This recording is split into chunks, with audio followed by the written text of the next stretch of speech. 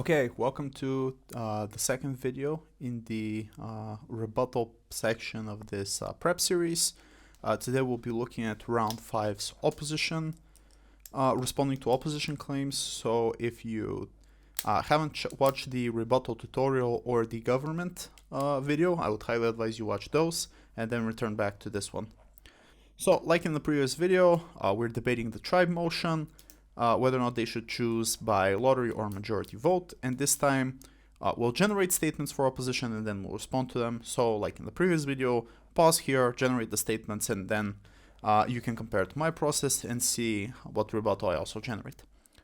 So basically the three, well, there are actually two, if you think about it, arguments here is firstly the state power principle, which is pure cringe, and secondly that this will lead to effective choice in removing people and keeping your people safe, which is more or less the same argument, which is just the flip side.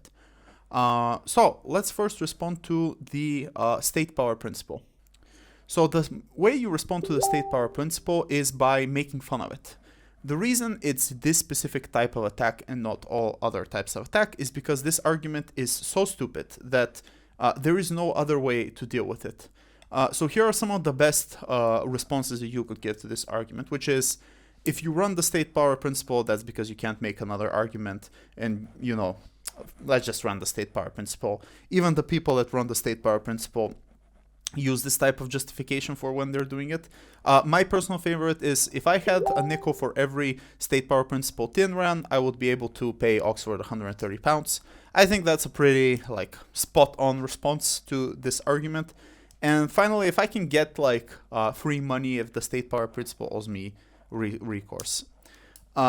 So seriously though, I am kind of happy that people have stopped running this argument, so maybe they have realized how absurd this is. But to seriously respond to this argument, the argument is the state has coercive power over you.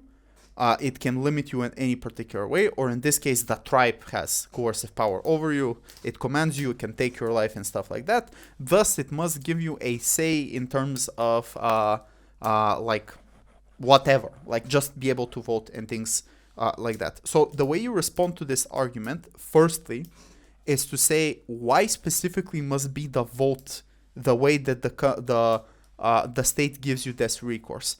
Can't the state give you recourse in multiple other ways, like keeping economic stability, or making sure that you have adequate education, or that you're not living in a corrupt state, or that it gives you adequate healthcare and things like that? Like, there are so many things that the state could give you adequate recourse, the bare minimum of which is you not living in a war-torn society or something like that, that means that you're already receiving the benefits. The second way to respond to this argument is that the scam here is that this is a principled argument. No.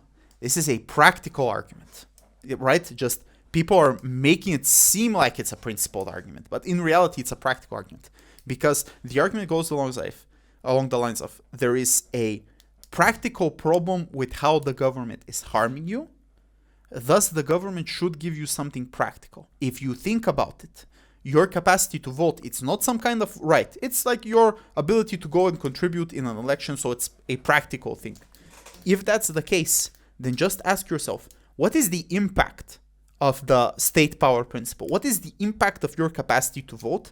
Even in this scenario, by the way, where we're talking about you being 1 in 100 people, your ability to control the votes of the other 99 people in this election is super minor, is super minuscule. And if we extrapolate this to like a wider democratic principle or a wider country, you're literally one person out of millions of people in your state, or maybe hundreds of millions for certain countries as well. What difference does your vote make? What difference will it make for you to just go there and like click the X button and cast that vote? Probably nothing. So ultimately, this argument doesn't prove anything. It's just a bunch of fancy blah blahs that people say, and they're like super stock ready responses that you could give. But never forget to make fun of this argument. We should disincentivize people from running this argument. So think of creative ways to respond to it and comment in below. Cool. So let's actually go to like what I think is a normal case to run in this debate, which is that the first argument is that you can make effective choices this way. So for example, you could get rid of people that are elderly, people that are sick, people that have generally low utility within the society. And if you had to choose, let's say, one or the other, like let's say a healthy person via lottery being randomly hit, or someone who doesn't have that many years to live, this is something that you should probably end up doing. And secondly is the argument that way you can also protect your people that are actually important to society. So this could be builders, this could be farmers, this could be hunters, this could be guards, this could be people that have specific functions within this. So this is the flip side of this argument. Very strong argument, very intuitive. And importantly, you can't really flip it or respond to it. Similar to the previous video, we can't flip it because like it's a lottery system, randomness versus a democratic system. So obviously this is the way that most likely it will play out. Even if it's not the most effective democracy in the world, it's much better than a random lottery that tomorrow you kill your only builder and now you don't have any more builders. And we can't really respond to it because like the core logic is there, right? Like you can't really poke a hole in the core logic. It's fairly intuitive. But what we can do is mitigate it. So the first and most basic thing to mitigate it is that people will die most likely anyway, or there is sufficient probability of them dying due to other causes. And here you could characterize what a medieval, not medieval, but prehistoric world looks like.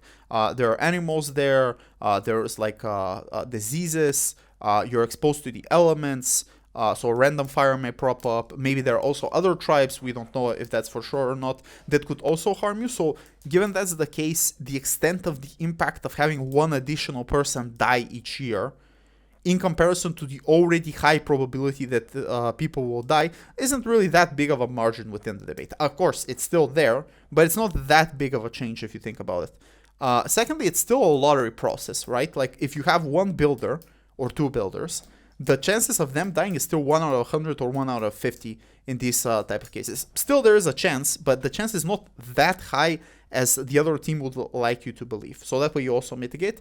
And finally, this does create some incentive of teaching people, of teaching others and helping people out. So for example, you could teach others to be builders. For example, you could teach others to be hunters and things like that. Obviously, this system is not perfect, but a general increase is likely to happen given that there is some probability that your only builder may die tomorrow. You'd like to ensure yourself by having at least 3-4 more builders who would like to teach. And of course, this might not be a perfect system. Maybe these people wouldn't be as smart as the first builder, as adequate as them, but they'll still be able to get the job done. Ultimately meaning that you mitigate the effectiveness of this particular argument. Cool, that's the video. These videos seem to be a bit shorter, so I hope I can make a bit more of them. So like and subscribe, and I hope this was helpful to second speaker. And don't forget what I said about the state power principle.